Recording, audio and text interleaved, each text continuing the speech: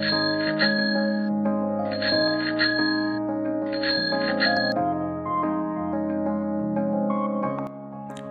semuanya, Assalamualaikum warahmatullahi wabarakatuh.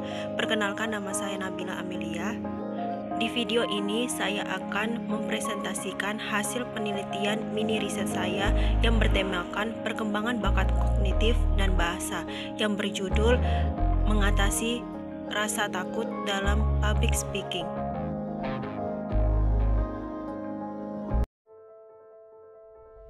Mau itu di depan kelas, di rapat kepanitiaan, ataupun di lomba pidato waktu 17-an, ngomong di depan umum selalu jadi monster yang mengerikan. Kalau udah gini, badan jadi gemeteran, jantung rasanya berdegup nggak karuan, keringet bercucuran, pandangan tiba-tiba menghilang, bahkan sampai pingsan. Survei pun bilang, kalau ngomong di depan umum itu adalah hal yang paling ditakutin manusia. Lebih serem daripada ketinggian, serangga, dan atau kegelapan. Dan ketakutan yang satu ini pun punya namanya sendiri. Glossophobiya. Oke. Tapi pertanyaannya, kenapa ngomong di depan umum itu begitu menakutkan? Faktanya, ngomong depan umum jadi serem karena kita nggak mau kelihatan salah dan kelihatan jelek, yang akibatnya jadi dijauhin orang-orang. Ya, rasa takut salah itu ngaktifin bagian di otak yang sama kayak bagian yang aktif waktu kita cedera. Rasa sakit ini emang warisan nenek moyang kita yang saking susahnya bertahan hidup, dijauhin orang itu sama dengan kematian. Dan gak cuma itu, berada di depan panggung juga ternyata ngaktifin sistem saraf yang sama kayak waktu kita lagi dikejar bahaya. Dan itulah kenapa tekanan darah kita naik dan bikin jadi keringetan. Otak kita jadi kekurangan oksigen, ngebuat napas kita makin sering dan sistem pencernaan berhenti. Sakit perut pun datang. Ibarat udah jatuh ketimpa tangga, udah gitu diketawain sama anak tetangga, sungguh mengerikan. Tapi kalau begitu, ada nggak sih cara untuk ngilangin rasa gugup ini? Satu hal yang mesti kita pahamin duluan adalah gugup di depan umum itu dialamin semua orang. Bahkan para legenda dan orang-orang sukses pun selalu ngalaminnya juga. Makanya sekarang coba lihat semua ini dari sudut pandang yang berbeda. Kabar baiknya, kemungkinan besar orang lain gak menghakimi kita sejahat yang kita kira. Bahkan faktanya, kemungkinan mereka akan lebih sering mikirin dirinya sendiri dan gak punya waktu buat mikirin kita. Oke, sekarang coba kita belajar untuk nggak lari dari ketakutan, tapi justru berani menghadapinya. Gampangnya, harus selalu ingat kalau gugup itu perasaan yang alami dan nggak bisa kita kontrol. Makanya cara menghadapinya adalah fokus ke sesuatu yang bisa kita atur. Latihanlah, latihan di lingkungan yang mirip sama apa yang akan kita hadapi di keadaan sebenarnya. Berlatih bikin kita terbiasa dan bisa ngurangin kecemasan kita nantinya. Mungkin otak kita udah terbiasa dengan nganggep ngomong depan umum jadi kayak dikejar binatang buas. Tapi nyatanya, kita semua, mau nggak mau, suatu saat bakal ngomong di depan banyak orang. Apapun profesi atau pekerjaan kita nantinya. Kalau udah gitu, pilihannya ada dua. Lari ketakutan atau tarik napas dalam-dalam, menenangkan diri, lalu maju dan bicara lantang di depan orang-orang. Dan seperti biasa, terima kasih.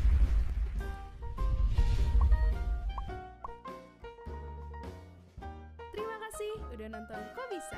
Punya pertanyaan lagi? Tulis aja di kolom komentar di bawah. Keep asking and stay curious. Nah, dari video tersebut, konsep penelitian permasalahannya yaitu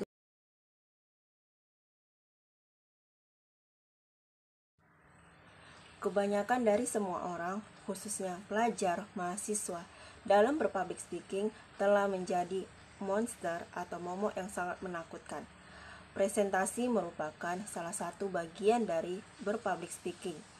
Pengertian dari public speaking sendiri adalah komunikasi lisan yang dapat berupa ceramah, pidato, storytelling, dan berbagai jenis pembicaraan yang dilakukan di depan umum atau orang banyak. Banyak orang yang mengalami demam panggung atau gugup pada saat berpublic speaking. Hal ini merupakan hal yang biasa atau cukup wajar karena tidak semua orang memiliki kemampuan dan kepercayaan diri untuk menjadi public speaker. Meski terkesan sulit, sebenarnya kemampuan public speaking dapat dilatih dengan mempelajari teknik-teknik tertentu dan banyak melakukan latihan secara rutin. Kita dapat mengatasi demam panggung saat berbicara di depan umum.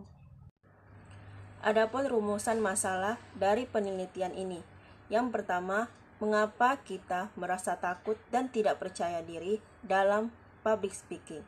Kedua, gejala-gejala apa saja yang timbul pada saat kita merasa takut dan tidak percaya diri? Tujuan dari penelitian ini, yang pertama, untuk menyelesaikan tugas mini riset mata kuliah perkembangan peserta didik. Yang kedua, untuk mengurangi rasa takut atau tidak percaya diri kamu dalam berpublic speaking. Yang ketiga, serta berharap agar kamu dapat segera berlatih untuk meningkatkan rasa keberanian dan rasa kepercayaan diri pada saat berpublic speaking. Manfaat dari penelitian mini riset ini diharapkan bagi para pelajar mahasiswa sekalian yang masih ragu, masih takut dalam melakukan public speaking bisa berupaya belajar untuk meningkatkan rasa keberanian dalam menyampaikan sebuah argumen atau naskah pada saat berada di depan orang banyak.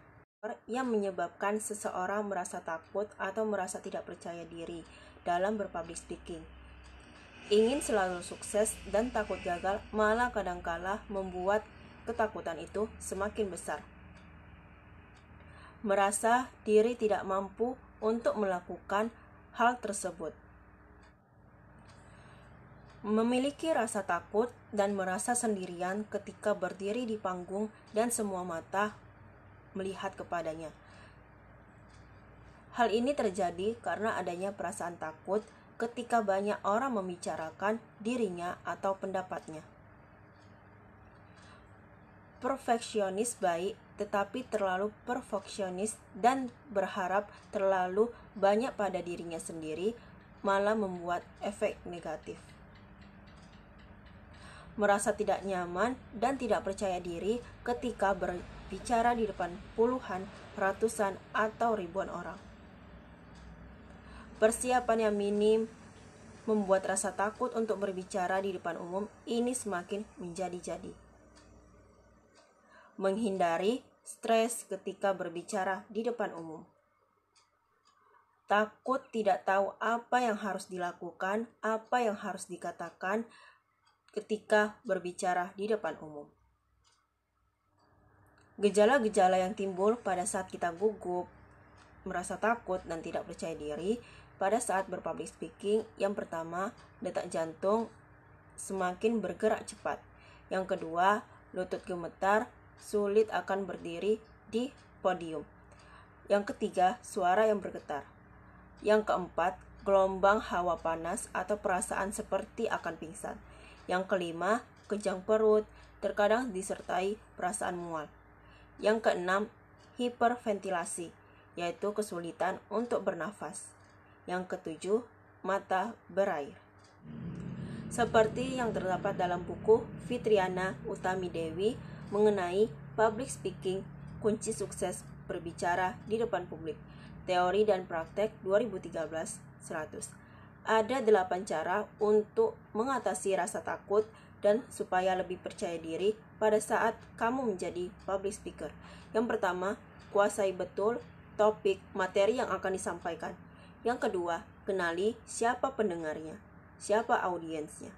Yang ketiga, sebelum memulai, tatap mata dan sapalah para pendengar.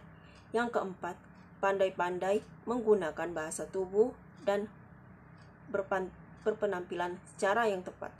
Yang kelima, jangan meremehkan diri sendiri. Yang keenam, hindari pembicaraan berbau sara, suku, agama, dan ras. Yang ketujuh, jangan membuat humor tentang seks. Yang kedelapan, jangan menyudutkan seseorang dalam pembicaraan kamu. Kesimpulan yang bisa kita tarik dari penelitian ini, public speaking adalah hal yang diperlukan bahkan dibutuhkan khususnya bagi orang-orang yang menginginkan dirinya untuk lebih berkembang dan lebih maju dalam karir dan pergaulan yang lebih luas. Public speaking juga merupakan salah satu jalan kesuksesan seseorang di masa depan. Namun demikian, rasa takut dan tidak percaya diri dapat menggagalkan upaya seseorang untuk sukses dalam public speaking. Rasa takut yang berlebihan dapat merusak persiapan yang telah dilakukan dengan sebaik-baiknya. Untuk itu, setelah mengetahui mengapa kita merasa takut dan tidak percaya diri, kita dapat mengatasi permasalahan tersebut dengan sebaik-baiknya sebagaimana telah diuraikan dalam pembahasan sebelumnya. Saran saya, jangan berputus asa dan jangan pernah menyerah untuk menjadi orang yang lebih maju dalam menggapai kesuksesan di masa depan. Contohnya dalam melakukan public speaking ini, mungkin susah, tapi inilah kunci yang harus kita wujudkan dalam kepribadian diri kita sendiri, seperti yang dikatakan oleh Larry King.